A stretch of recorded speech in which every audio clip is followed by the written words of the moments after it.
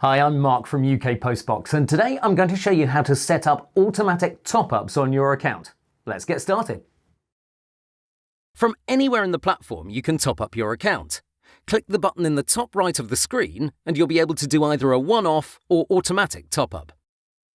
Automatic top-ups are a great way to ensure that your account is always in credit. When you visit the top-up page, click Set up Auto Top-up to get started. You can now set the amount we should top up your account by and when we should do it. So for instance, you could choose to top up by £20 every time your account falls below £5 of credit. You've got complete flexibility here. Set the limits to what best works for you. Finally, you've got the option to make a payment now or set up a card on your account without making a payment. Depending on the balance of your account, choose the option that suits you best. That's it, you've successfully set up automatic top-ups. If you ever need to make changes or disable automatic top-ups, go to Settings and then Preferences, where you'll find the controls. Thanks for joining me today, and I hope to see you again soon.